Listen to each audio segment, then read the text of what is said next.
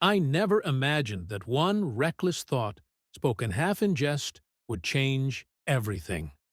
My twin sister Lisa and I had always been inseparable. Same faces, same childhood dreams, same sense of humor.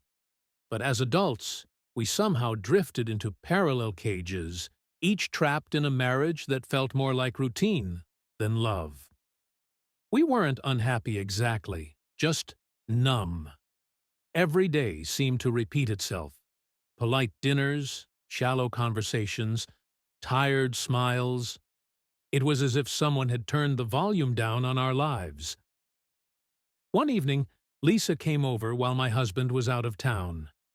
We sat in the kitchen, the clock ticking softly between us, 2 glasses of wine half empty.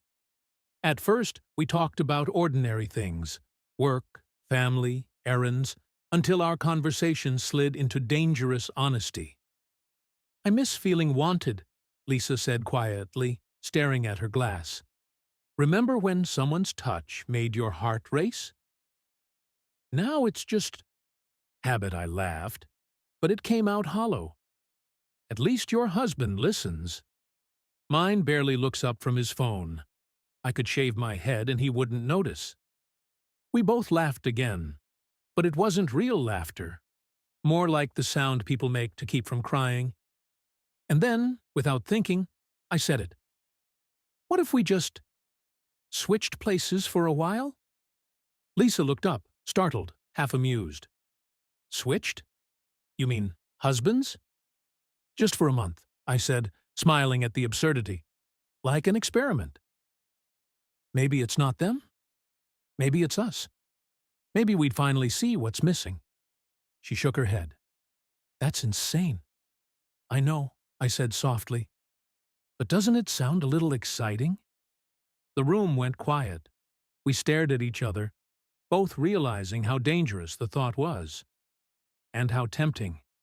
The next morning, I expected her to laugh it off, to tell me I'd gone crazy after 2 glasses of wine.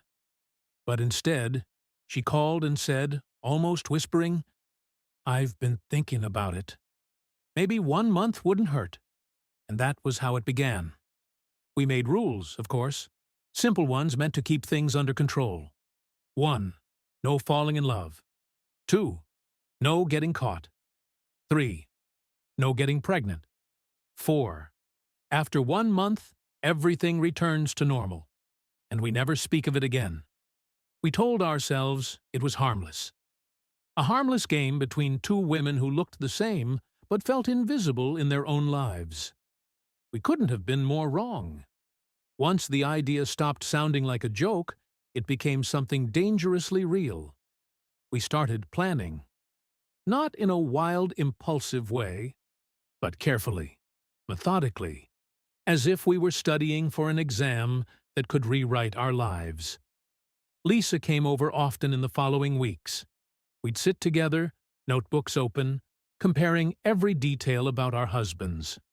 What they liked to eat, how they spent their evenings, what made them laugh, what made them angry, even the little phrases they used before falling asleep. We mapped it all out like detectives reconstructing a case. Lisa's husband, David, loved quiet dinners and long conversations about books he never finished. He was patient, soft-spoken, predictable, maybe too predictable, she often said. My husband, on the other hand, was the opposite. Ambitious, sharp, always distracted by work. He didn't argue much, but that was because he was barely present enough to notice when something was wrong. We learned each other's routines until we could almost live them.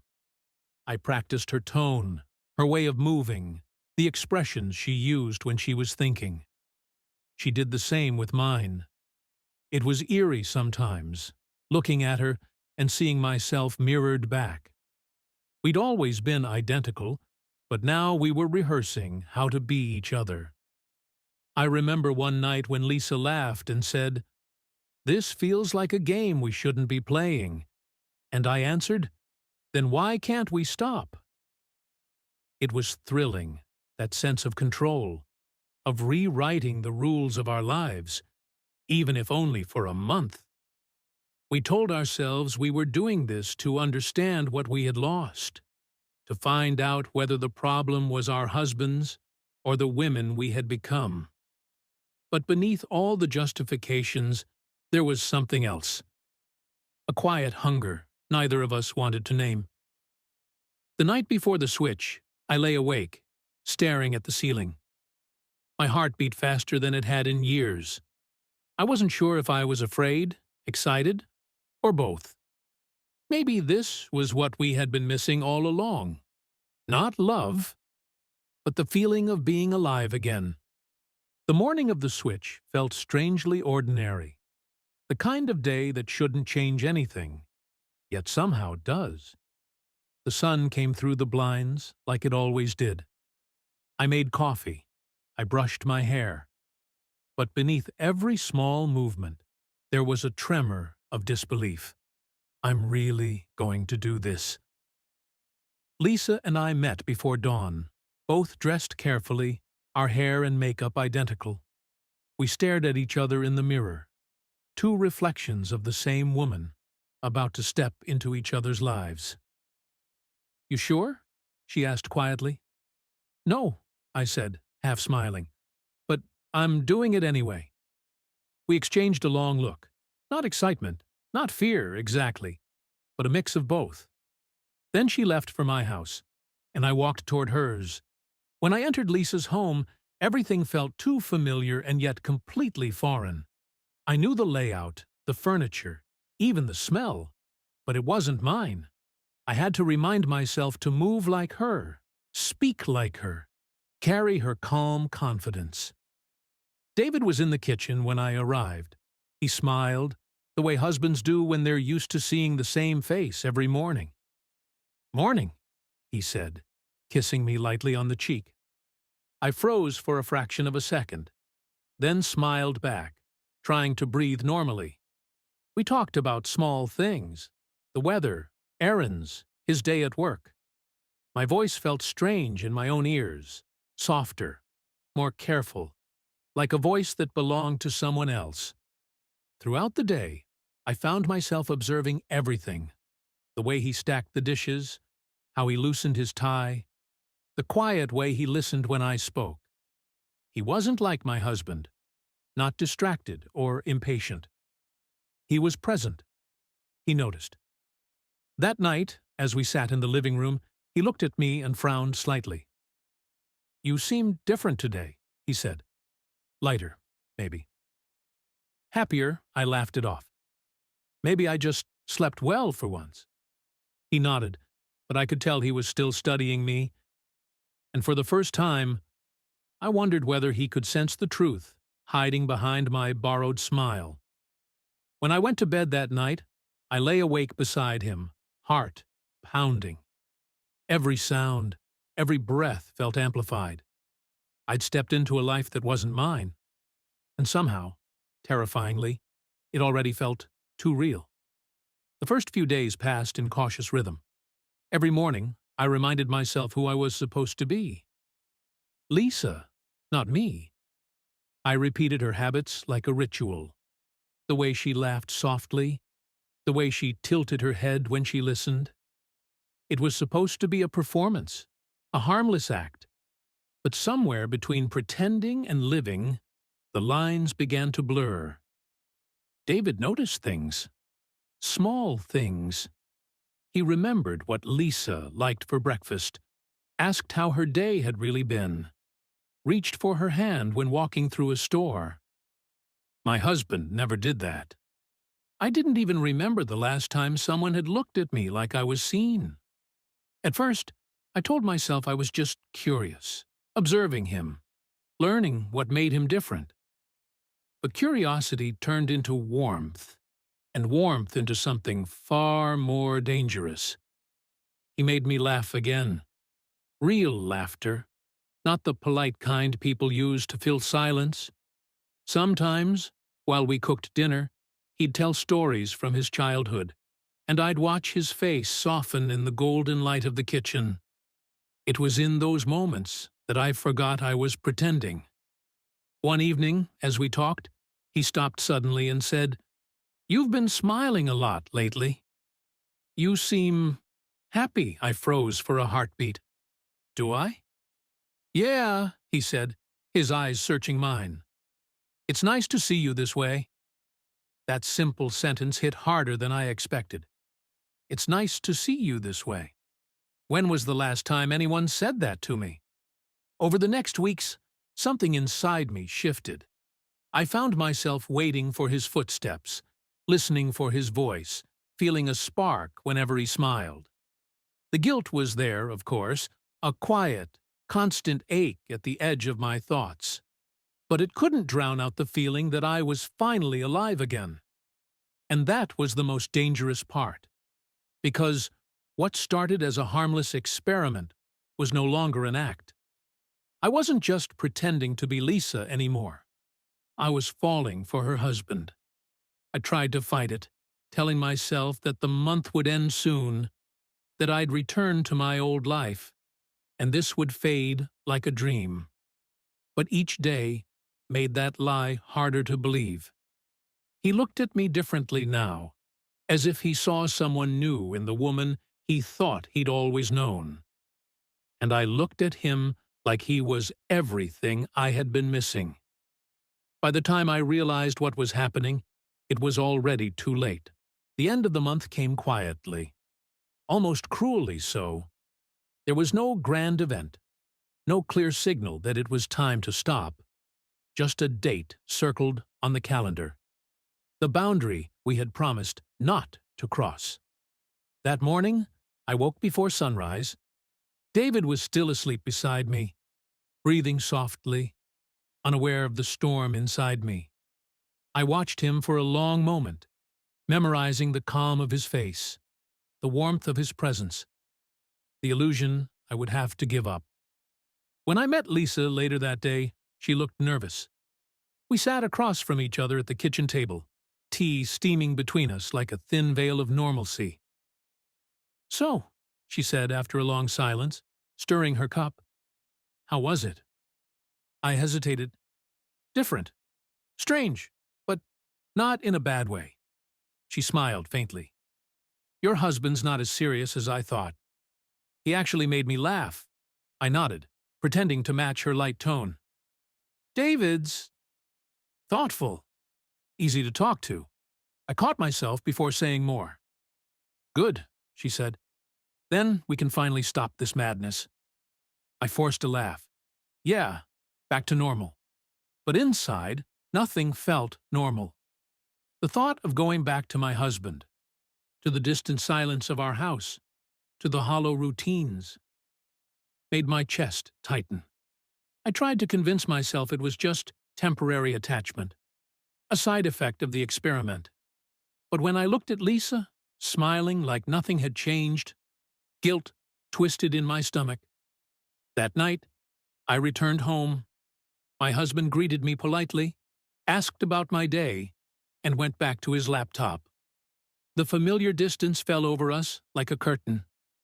I lay awake for hours, staring into the dark. Every part of the house felt colder now, emptier. I missed David's laugh, his warmth, the way he noticed small things, things that no one else did.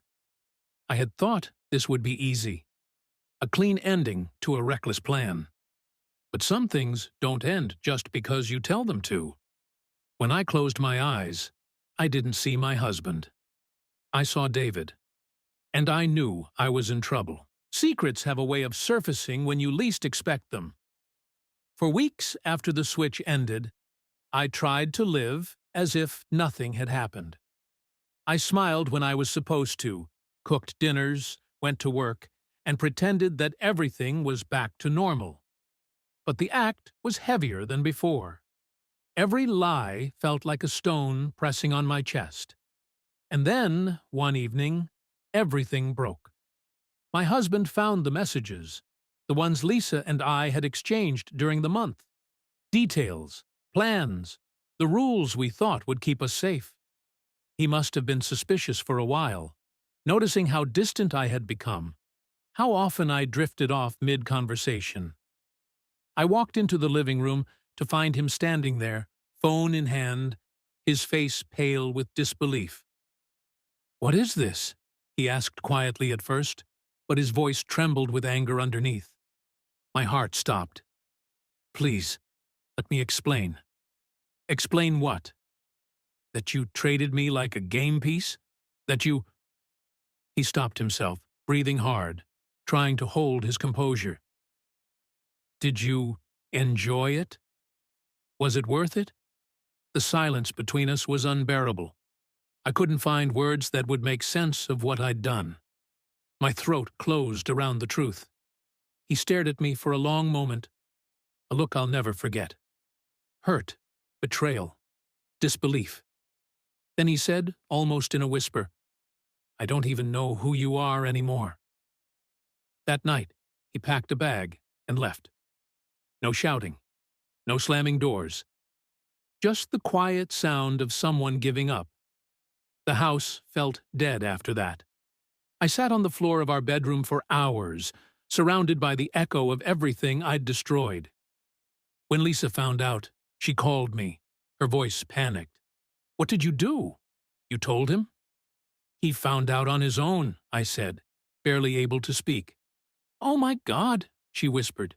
"This can't be happening." But it was. And worse, my husband, in his fury, had called David. He told him everything.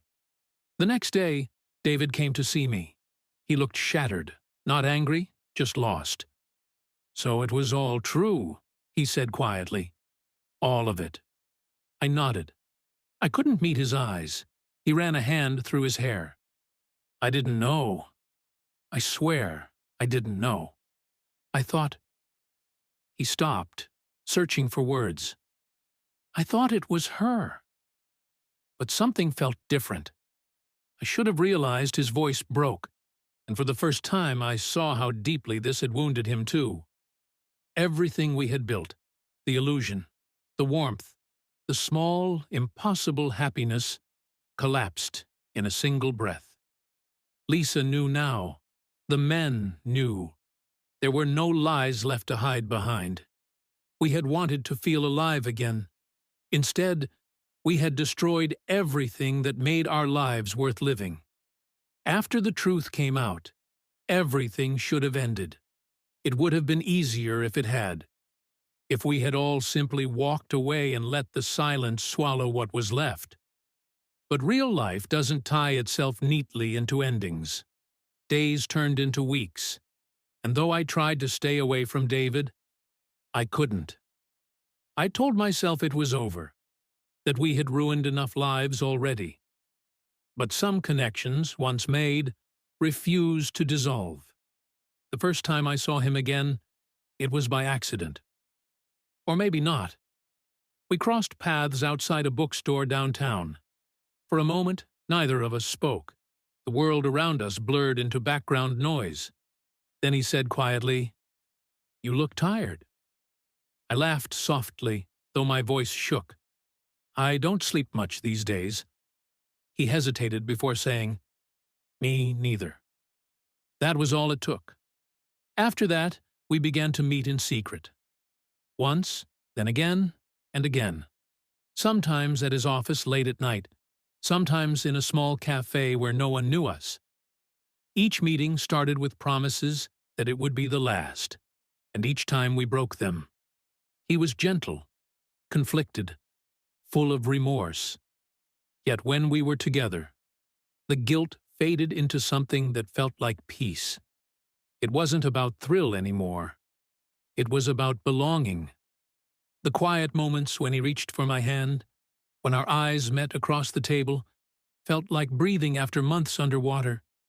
But behind every heartbeat was a shadow. Lisa. She had no idea.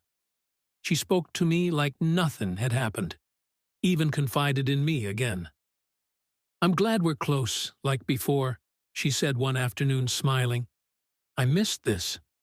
I smiled back, my throat tight with guilt. Each word from her was a blade, a reminder that every moment of warmth with David was built on betrayal. He once said, "We can't keep lying to her." She deserves to know. I shook my head. No, David. If she finds out, it'll destroy her. He sighed, his eyes full of conflict. Then what are we doing? I didn't have an answer. All I knew was that walking away from him felt impossible, and staying with him felt unforgivable. Every secret meeting, every shared glance, pulled us deeper into something we couldn't control. We were both drowning, together, willingly, quietly, beneath the weight of what we'd done. It happened on a quiet morning, one of those days when the sky feels too still, like the world is holding its breath. I woke up feeling strange, heavy, uneasy. I told myself it was just stress, the weight of too many sleepless nights. But when the feeling didn't fade, I bought a test. The result appeared almost instantly. 2 lines. For a long time I just stood there, staring at them, waiting for them to disappear, as if denial could erase truth. But they didn't. They stayed, clear and final. And in that moment, the air left my lungs. I was pregnant. And it wasn't my husband's child. I sank to the floor, trembling, my mind spinning through every possible consequence, every face that would shatter if they knew. Lisa, David, my family, everyone. How do you tell your twin sister that you're carrying her husband's child? How do you look her in the eyes and pretend nothing's wrong? That night, I lay awake, one hand on my stomach, feeling both wonder and horror. There was life growing inside me. A life that had no place in this world, at least not like this. I thought about ending it, about quietly erasing the evidence of our mistake before it destroyed what little was left. But another part of me couldn't. It wasn't just guilt. It was something deeper, something that felt like love and punishment all at once. David didn't know yet. I didn't even know how to tell him. Whenever I imagined his face, I saw conflict.